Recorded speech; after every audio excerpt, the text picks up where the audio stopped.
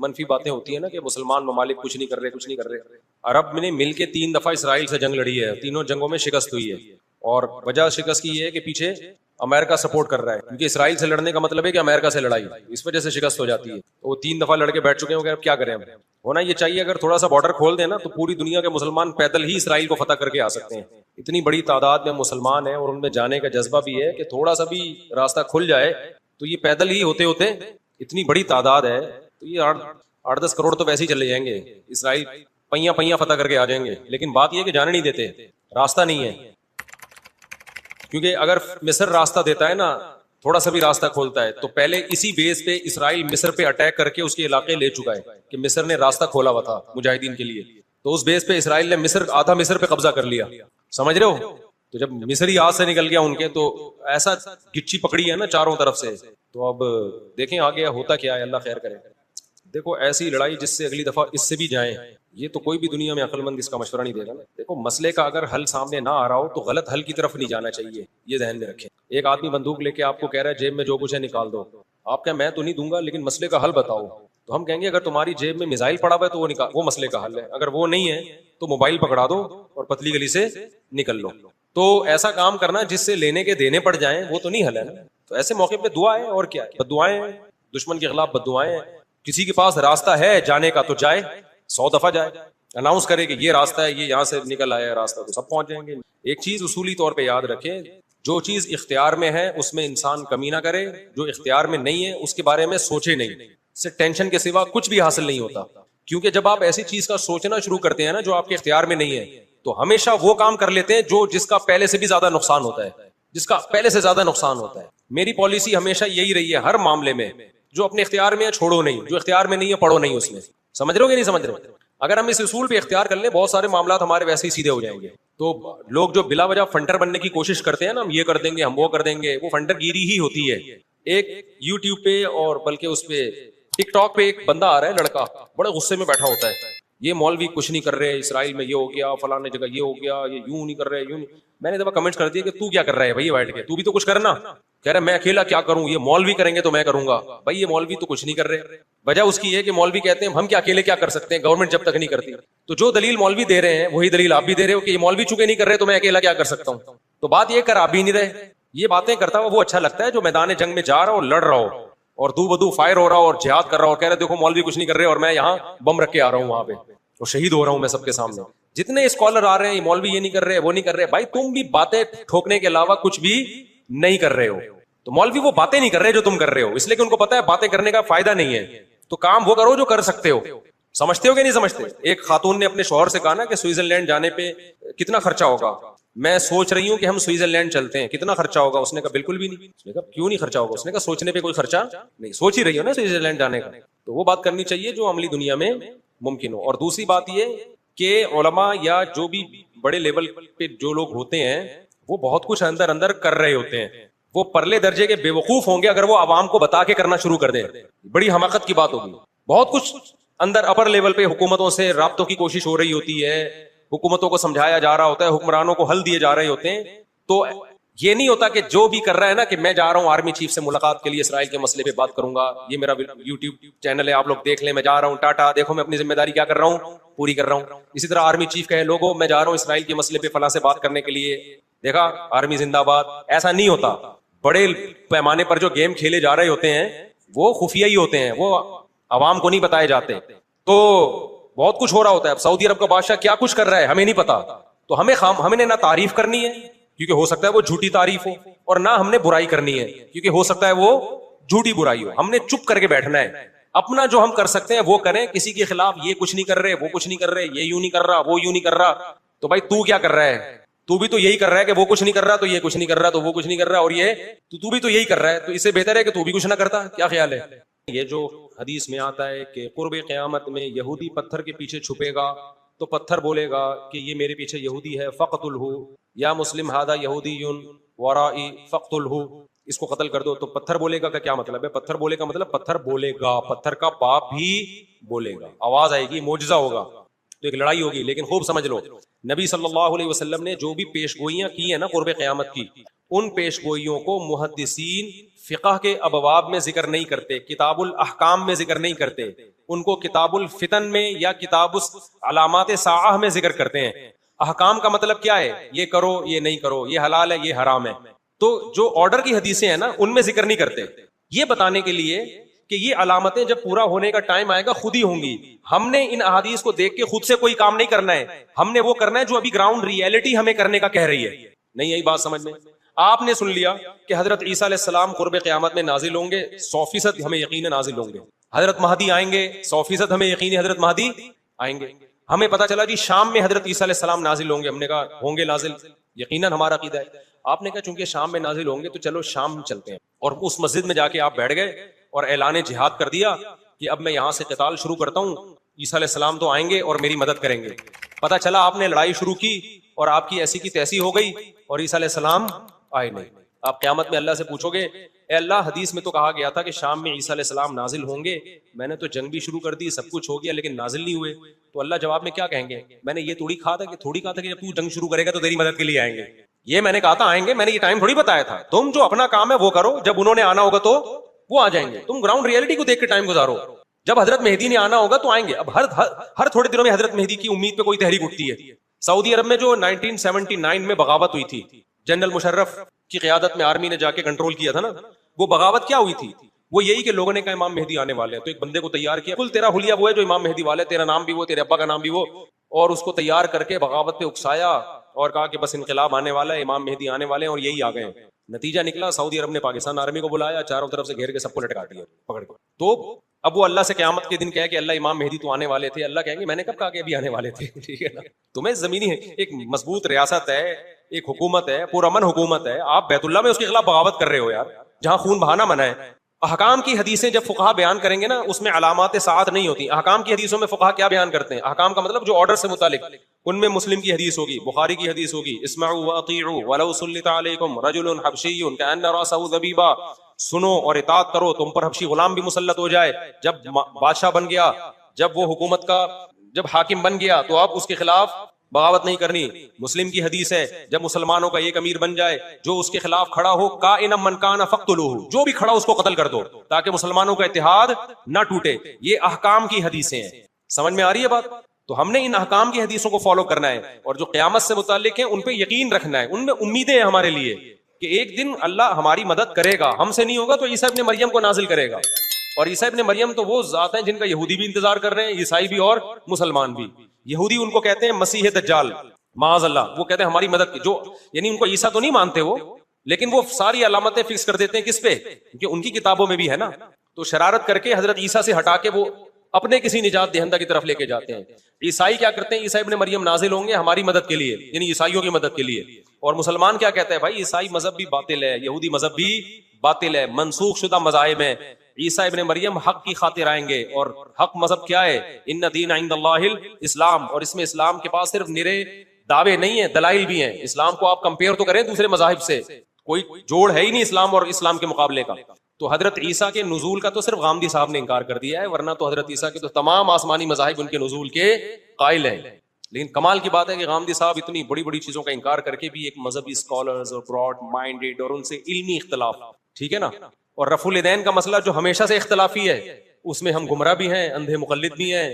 تو یہ آج کل کے اسکالرز میں اعتدال نام کی کوئی چیز نہیں ہے. یہ علمی دلائل نہیں ہوتے, ان کی اپنی ایک خاص قوموں سے نفرتیں ہوتی ہیں ان کو, جس کو وہ مختلف طریقوں سے اجاگر کرتے ہیں. سمجھتا ہے کہ نہیں سمجھتا؟ ساری دنیا کو معلوم ہے کہ اس جنگ میں صحیح کون ہے اور غلط کون ہے.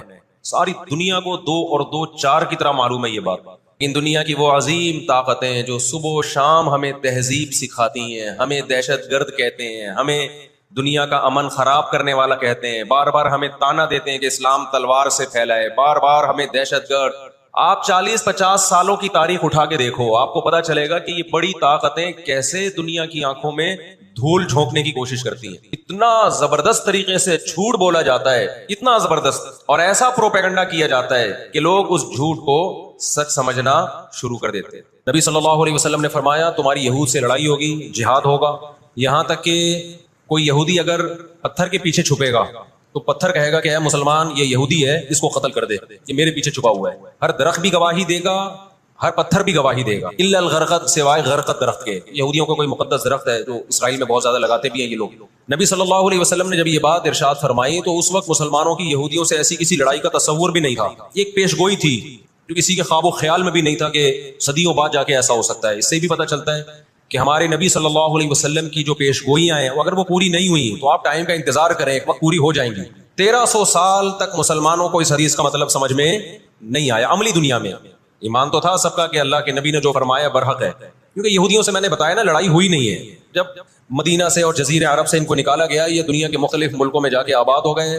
اس کے بعد یہ ہمیشہ یا تو عیسائیوں کے زیر سایہ رہے ہیں یا مسلمانوں کے زیر سایہ رہے. ان کی لڑائی اگر ہوئی عیسائیوں سے ہوئی ہے، مسلمانوں سے ان کا کبھی ٹاکرا نہیں ہوا. لیکن پیغمبر صلی اللہ علیہ وسلم نے کیا فرمایا صحابہ سے؟ تقاتلون، تم لڑو گے. تم سے مراد یہ امت لڑے گی. ایک وقت آنے والا ہے اور ایسی لڑائی ہوگی، ایسی لڑائی ہوگی کہ حتی یختبی احدکم وراء الحجر، کہ پتھر اور درخت بھی یہودی کا ساتھ دینا چھوڑ دیں گے. آج دنیا جن حالات کی طرف جا رہی ہے نا، یہ ایسا لگتا ہے کہ اس حدیث کے پورا ہونے کا ٹائم آ گیا. ہم جب قرآن مجید پڑھتے تھے، اب بھی پڑھتے ہیں، لیکن جب طالب علمی کے دور میں جب سمجھ کے پڑھنا سیکھا ہم نے، تو ہم جگہ جگہ قرآن میں دیکھتے تھے ضربت علیہم الذلہ، اللہ نے ان پر ذلت کو مسلط کر دیا ہے. میں بار بار کہوں یہودیوں سے ہماری مراد علی الاطلاق سارے یہودی نہیں ہے، کیونکہ میرے بیان کو لوگ شارٹ کلپ بنا کے غلط چلاتے ہیں. تو بار بار میں کہتا ہوں میرا کلپ ادھورا چلاتے ہیں نا تو کوئی یہودیوں کے خلاف نہ چلائے. سارے یہودی ایک جیسے نہیں ہیں. ہم اسرائیل کے اگینسٹ ہیں تو ہماری جو لڑائی ہوگی اسرائیل سے ہوگی. حدیث میں جس یہودی سے لڑائی کا ذکر ہے اس سے مراد بھی کون سے یہودی ہیں؟ یہ فتنہ پرست اور شر پسند یہودی. تو آپ صلی اللہ علیہ وسلم نے فرمایا کہ تقاتلون الیہود، تمہاری جنگ کس سے ہوگی؟ یہود سے ہوگی. دجال کس کا سپورٹر ہوگا؟ بولتے کیوں نہیں؟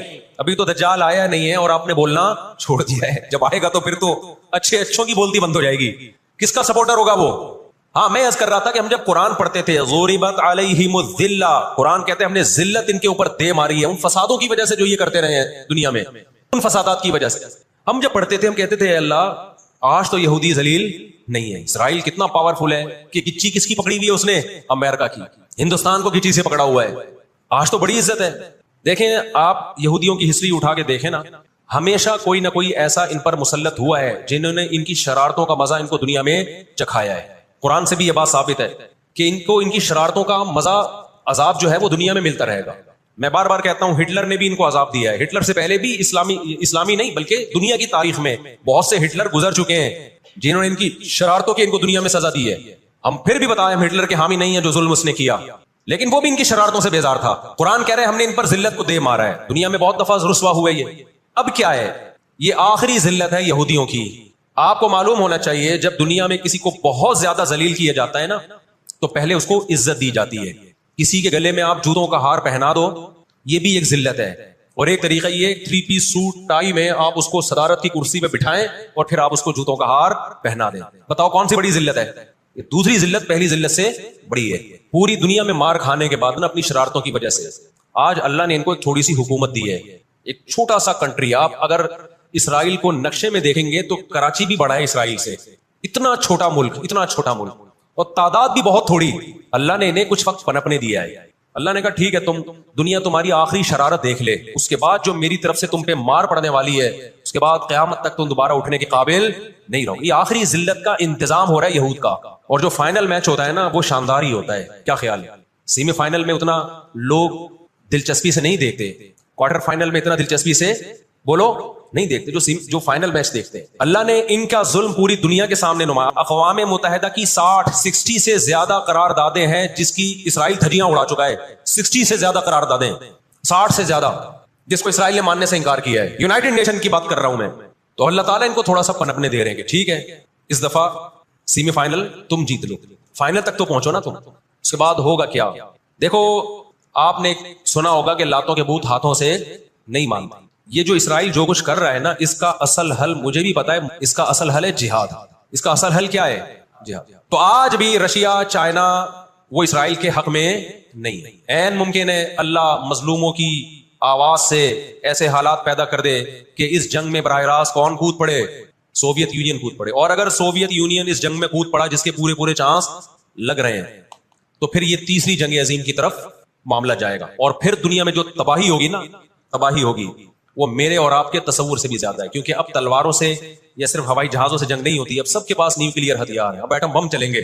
آج اگر دنیا انسانیت پہ رحم کھانا چاہتی ہے، آج اگر امریکہ، برطانیہ، جرمنی، فرانس جو دنیا کے لیڈر کہلائے جاتے ہیں، آج اگر یہ چاہتے ہیں کہ انسانیت کو تباہی سے بچائیں، جو اصل ظالم ہے نا یہودی، اس کا ہاتھ روکنا ہے، تو آج اگر یہ اسرائیل کا ہاتھ زبردستی روک لیتے ہیں تو دنیا بڑی تباہی سے بچ جائے گی، اور اگر یہ دنیا اسرائیل کا ہاتھ نہیں روکتی اور اس جنگ کو بند کرنے کی کوشش نہیں کرتی، تو بھائی جو تیسری جنگ کی طرف معاملات جا رہے ہیں اس کے ذمہ دار یہ لوگ ہوں گے جو دنیا میں تہذیب کے ٹھیکیدار ہیں۔ ہمیں قرآن و سنت میں اس بارے میں کیا ہدایات ملتی ہیں؟ اللہ کہتا ہے میں نے یہود پہ ذلت کو مسلط کر دیا ہے۔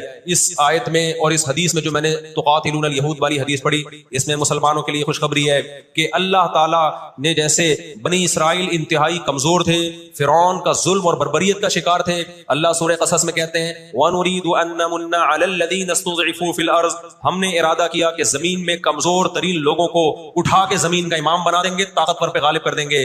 بہت دفعہ ایسا ہوا ہے کم من فئۃ قلیلۃ غلبت فئۃ کثیرۃ باذن اللہ، اللہ کہتے ہیں دنیا کے نقشوں میں جو غالب ہوتا ہے، جس کی فتح اسباب کی دنیا میں یقینی ہوتی ہے، میں بہت تھوڑی سی جماعت کو طاقتور بنا کے دنیا کا امام بنا دیتا ہوں۔ ہمیں اللہ کی رحمت سے اور قرآن اور حدیث کی جو بشارتیں مل رہی ہیں اس سے پوری امید ہے کہ انشاءاللہ یہ جو ابھی حالات ہوئے ہیں، انشاءاللہ یہ اسرائیل کی شکست پہ اور یہودیوں کی ہمیشہ کے لیے شکست پہ اس کا نتیجہ نکلے گا انشاءاللہ۔ اور نبی صلی اللہ علیہ وسلم کی وہ حدیث پوری ہوگی کہ تمہاری جو بڑی جنگ ہوگی، نبی نے کیا فرمایا؟ اس امت کی ایک جماعت ہمیشہ جہاد کرتی رہے گی، لا یزال طائفۃ من امتی ظاہرین علی الحق، ہر دور میں لڑائی ہوئی ہے، جہاد ہوا ہے، آپ اس ہسٹری اٹھا کے کہیں نہ کہیں جہاد ہمیشہ ہوتا رہا ہے، تو آج بھی ایسا ہوگا۔ اور بالآخر یہ معاملات اگر بین الاقوامی دنیا نے کنٹرول نہیں کیے تو نبی صلی اللہ علیہ وسلم کی پیشگوئیاں انشاءاللہ بہت جلد پوری ہونے والی ہیں۔ اور یہ جو ان کو عزت ملی ہے نا، یہ اصل میں بہت بڑی ذلت کی تمہید ہے۔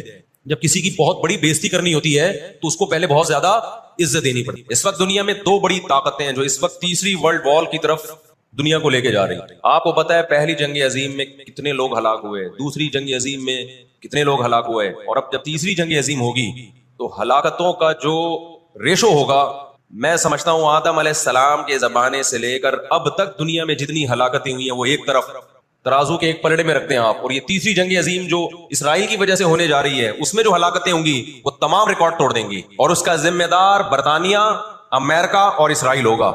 دنیا میں سب سے زیادہ تہذیب کے ٹھیکے دار سمجھے جاتے۔ دنیا میں دو بڑی جنگیں ہو چکی ہیں، ان دونوں بڑی جنگوں میں کہیں بھی کسی مسلمان کا نام بولو نہیں آئے گا، کہیں بھی نہیں آئے گا کہ یہ کسی فلاں مسلم کی وجہ سے ہوئی ہے یہ جنگ، اور اب تیسری جنگ عظیم کی طرح، اور یہ جنگ ہوگی، یہ ذہن میں رکھیں۔ قرآن نے یہ بھی واضح کر دیا کہ آپ کسی پر زبردستی نہیں کر سکتے، تلوار کی زور سے کسی کو اسلام میں داخل نہیں کر سکتے۔ اے اللہ ہم نے ان غیر مسلموں سے سلوک کیسا کرنا ہے یہ بھی قرآن نے بیان کر دیا۔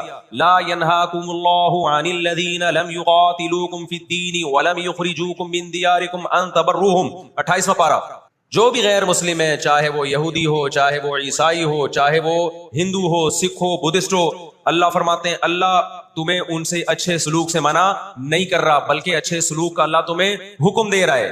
ہمارے نبی صلی اللہ علیہ وسلم جب کوئی یہودی بیمار ہوتا اس کی بھی عیادت کے لیے اسی طرح جایا کرتے تھے جیسے کسی مسلمان کی عیادت کے لیے جاتے۔ ہمارے نبی کی زوجہ ایک یہودی خاندان سے تھیں، وہ اپنے یہودی خاندان کو ہدیے دیا کرتی تھیں، ہمارے نبی صلی اللہ علیہ وسلم نے اس عمل سے انہیں منع نہیں کیا۔